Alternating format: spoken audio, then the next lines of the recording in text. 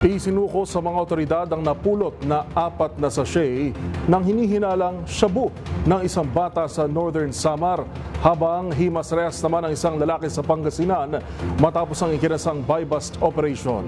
Yan at ang iba pang mga rumarapidong balita mula sa probinsya, hatid ng iba't ibang istasyon sa ilalim ng MBC Media Group.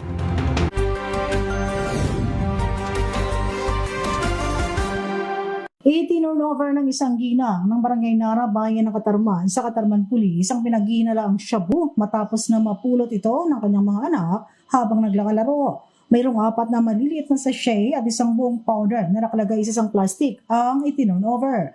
Ang pinaghihinalaang shabu ay itinurnover ng residente nitong ginang sa barangay at sinamahan ito ng Barangay Kagawa doon sa pulisya ng Katarman. Sa kanyang salaysay, napulot ito ng kanyang mga anak sa bahay ng kapatid ng kanyang mister na kasalukuyang nakakulong dahil sa kasong pagnanakaw. At nang makulong, naging abandonado na ang nasabing bahay. Kasalukuyan naman na isa sa ilalim pa sa eksaminasyon ang nasabing mga item upang makumpirma kung positibo na ito ay shabu. Mula sa MBC TV Network News, RH34 Jane Galit Bantayan ng DZRH. Una sa Pilipinas, una sa Pilipino. Arestadong isang lalaki sa paglabag sa Republic Act 10591 at Republic Act 9165 sa Balungaw, Pangasinan. Batay sa ulat ni Balungaw Chief of Police Major Maria Teresa Biemban, matagumpay na naisagawa ng kanilang tropang operasyon na nagresulta ng pagkaaresto ng isang individual na 38 anyos kay may asawa, labor at residente ng Zone 3 Rosales, Pangasinan, kamakaluan ng gabi sa Barangay Poblasyon, Balungaw. Matapos itong magbenta ng illegal na droga sa pulis na nagkunyaring buyer. Ang nasabing operasyon ay nagresulta ng pagkakumpiska ng isang improvised homemade caliber 22 na baril at isang sachet na naglalaman ng hinihinalang shabu na tumitimbang ng humigit kumulang 0.26 grams na may tinatayang halaga na 1,768 pesos. Kasalukuyang nasa kustodiya ng Balungaw Police Station ng akusado at naharap sa kaso ng paglabag sa Republic Act 9165 Comprehensive Dangerous Drug Act of 2002 at Republic Act 10591 Comprehensive Firearms and Ammunition Regulation Act.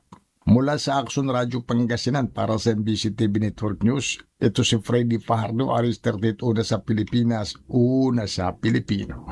Mas pinalalim pa ng mga otoridad ang investigasyon sa malawakang fixing operations sa loob at labas ng Land Transportation Office Region 11 matapos maresto ang 4 na suspect sa entrapment operation ng National Bureau of Investigation o NBI kahapon Abril 20, 2026. Nahuli ang 2 lalaki at 2 babae sa labas ng tanggapan ng Land Transportation Office sa Icolad kasunod ng reklamo at kahilingan ni LTO-11 Regional Director Attorney Rafael Rubillo na supuin ang presensya ng mga fixers. Batay sa investigasyon, nilalapitan ng mga suspect ang mga kliyente at nag-aalok na mabilisang pagproseso ng rehistro at lisensya kapalit ng bayad. Pinaniwala ang may koneksyon ang operasyon sa ilang pribadong establishmento at posibleng sa loob mismo ng ahensya. Gumamit ng mark money ang mga operatiba upang matukoy ang transaksyon na nagresulta sa agarang pag-aresto sa mga suspect. Gayunman, nilinaw ng NBI na hindi rito natatapos ang operasyon dahil sinimula na rin ang masusing pagsisiyasat sa mga empleyado ng LTO anumang ranggo na posibleng sangkot sa illegal na gawain. Naharap ang mga suspect sa kaso paglabag sa Republic Act 11032 habang nagpapatuloy ang kampanya ng pamahalaan laban sa red tape at katiwalian sa mga ahensya ng gobyerno. Para sa MBC TV Network News, ito si June Suter.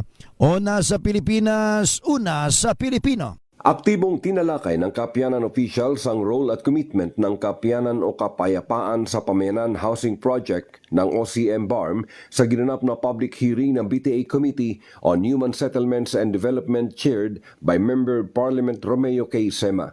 Sa pahayag mula kay Kapianan Project Manager and concurrent OCM Senior Minister Abdullah Kusain, napapanahon umano ang nasabing public hearing na ma-review ang mga BTA bills na mas lalo pang makakatulong para sa mas mabilis at epektibong implementasyon ng transformation sa muling pagbuo ng mga libreng pabahay sa mga communities na biktima ng nagdaang conflicts throughout Bangsamoro Region.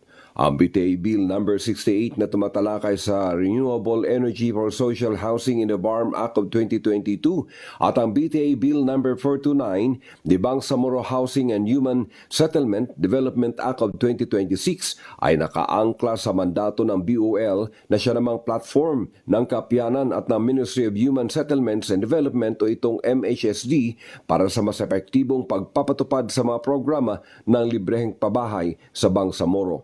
Katuwang din sa programang ito ang Tugon Project ng MILG at MSSD na patuloy din sa kanilang mandato sa pag-deliver ng mga shelter initiatives partikular sa mga communities sa may mataas na antas ng kahirapan. Ang nakasaad sa BTA Bill No. 68 Promoting Solar Energy in Socialized Housing at ang Parliament Bill No. 429 ay una nang ipinapapatupad ng Kapiyanan sa mga naipatayo na nilang communities na may kasamang solar streetlights, water system components at road network. Pinagtitibay naman ng Kapiyanan officials ang kanilang commitment na hindi lamang basta bahay ang kanilang itinatayo, kundi pag-asa ng siguradong bukas sa isang mapayapang pamayanan na may sariling tahanang matatawag ng mga pamilyang Bangsamoro na minsay naging biktima ng malawakang digmaan sa Mindanao.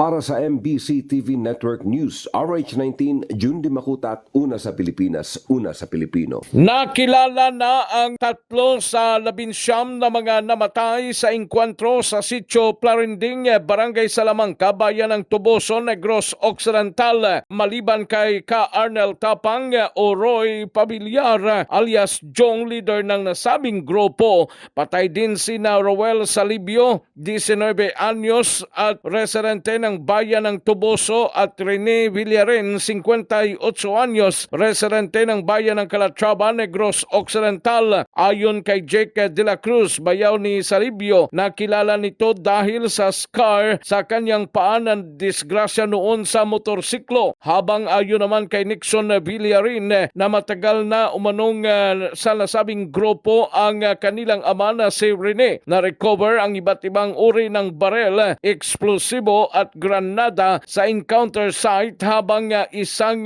tropa ng militar ang sugatan sa nasabing engkwentro. Habang patuloy na nakipag-ugnayan sa ngayon ng tropa ng militar kung sino pa ang 16 na mga namatay na patuloy na sa funeral parlor sa lungsod ng Escalante at Bayan ng Tuboso, Negros Occidental. Para sa MBC TV Network News, ito si RH46 Rex Cantong, una sa Pilipinas, una sa Pilipino.